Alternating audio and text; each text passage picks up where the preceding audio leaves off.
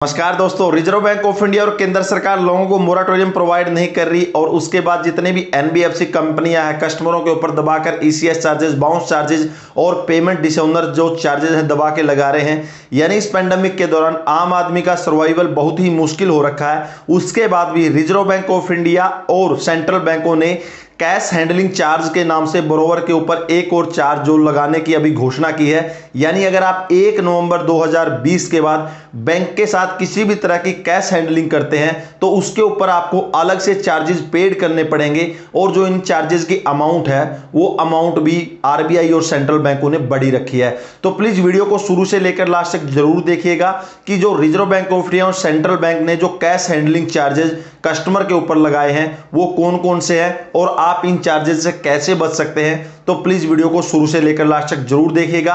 और अगर आप घर बैठे फ्री में अकाउंट ओपन करना चाहते हैं तो डिस्क्रिप्शन में लिंक है, आप 5 मिनट के अंदर कर सकते हैं। तो चलिए दोस्तों, आज कुछ नया सीखते हैं।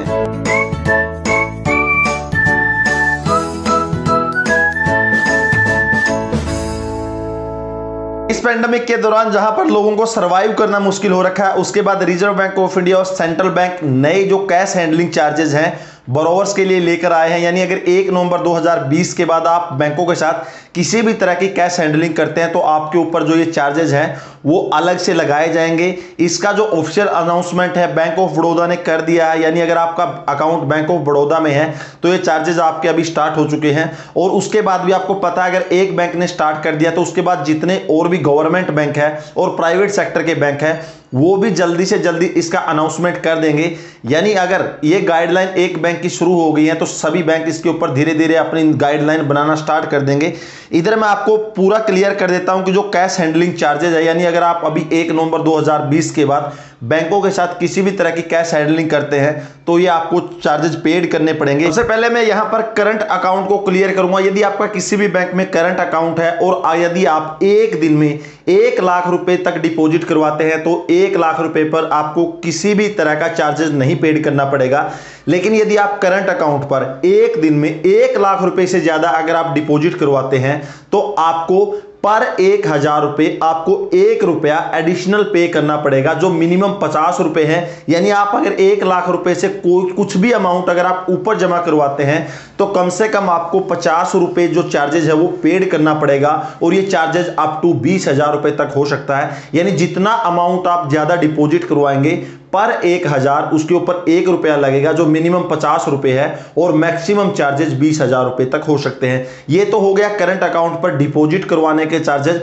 अगर आप करंट अकाउंट पर कैश को विड्रॉल करवाते हैं तो इसमें महीने में 3 बार आप कैश फ्री में जो है विड्रॉल करवा सकते हैं। यानी अगर आप 3 बार पैसा विड्रॉल करवाएंगे तो उसके ऊपर कोई भी चार्जेस नहीं है। यदि आप 3 से ज्यादा करंट अकाउंट पर कोई भी चौथी बार अगर विड्रॉ करवाते हैं या 3 से ज्यादा विड्रॉ करवाते हैं तो पर ट्रांजैक्शन आपको 150 रुपए एडिशनल पे करना पड़ेगा। यानी एडिशनल जो चार्जेस है बैंक आपसे वसूले जाएंगे। यानी इधर क्लियर हो जाता है कि इतना ह्यूज अमाउंट के जो चार्जेस है बैंक आपसे वसूलेगा। हम बात करते हैं सेविंग अकाउंट की। यदि आपका कोई भी किसी भी बैंक में सेविंग अकाउंट है और अगर हम अदर डिपॉजिट की बात करें, यदि आप सेविंग अकाउंट के अंदर डिपॉजिट करवाते हैं तो महीने में जो 3 डिपॉजिट है आपके फ्री ऑफ कॉस्ट है। यानी इसके ऊपर आपसे कोई भी चार्जेस नहीं वसूले जाएंगे। लेकिन यदि आप 3 बार से ज्यादा सेविंग अकाउंट के अंदर किसी भी तरह का डिपॉजिट करवाते हैं तो पर डिपॉजिट आपको 40 रुपए एडिशनल पे करने पड़ेंगे।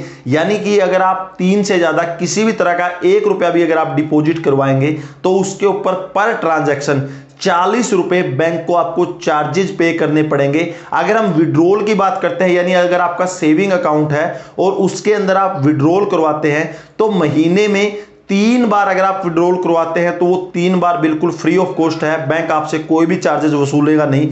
लेकिन यदि आप 3 से ज्यादा विड्रॉल करवाते हैं तो पर विड्रॉल आपको 100 रुपये पे करना पड़ेगा। यानी अगर आप चौथी बार विड्रॉल करवाएंगे, अगर आपने 1000 भी विड्रॉल करवाया तो उसके ऊपर आपको 100 रुपए देने पड़ेंगे। अगर आपने 1 लाख रुपए भी विड्रॉल करवाया तो उसके ऊपर आपको 100 रुपए देने पड़ेंगे। तो दोस्तों इधर आप लोग देख सकते हैं कि सेविंग अकाउंट के ऊपर भी बैंकों ने अपने नए रूल थोप दिए हैं। अगर आप विड्रॉल करवाते हैं तब भी आपको पैसा पेड करना पड़ेगा और अगर आप डिपॉजिट करवाते हैं तब भी आपको पैसा पेड करना पड़ेगा।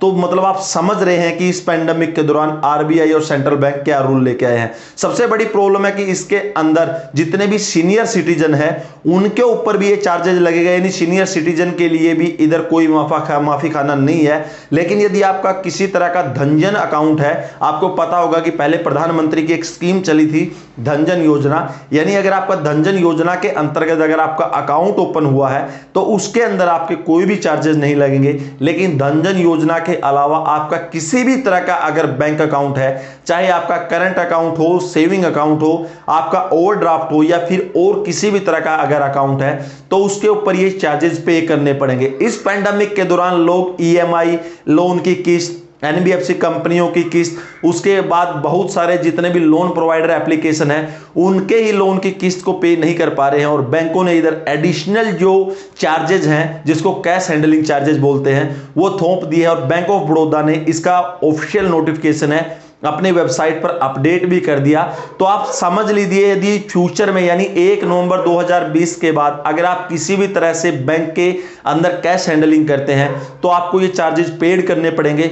तो आपसे यही रिक्वेस्ट है कि यदि आपका सेविंग अकाउंट है तो प्लीज महीने में 3 से ज्यादा कोई भी ट्रांजैक्शन मत बनाइए, ना 3 से ज्यादा उसके अंदर डिपॉजिट करवाइए, ना पैसे विड्रॉल करवाइए। अगर आपका करंट अकाउंट है तो उसके अंदर भी सेम यही कंडीशन लगती है कि 3 से ज्यादा प्लीज आप विड्रॉल मत कीजिएगा। और इस वीडियो को हर जगह शेयर कीजिए ताकि सब लोग चार्जेस से बच के उनको एडिशनल चार्जेस पे ना करना पड़े, क्योंकि अगर 3 से ज्यादा कोई भी ट्रांजैक्शन बनाई जाएगी तो बैंक है तुरंत आपके पैसे आपके बैंक अकाउंट से काट लेंगे। तो दोस्तों ये था बैंकिंग का जो नया रूल है 1 नवंबर 2020 से कैश हैंडलिंग चार्जेस। अगर आपको वीडियो अच्छे लगे तो लाइक कीजिएगा।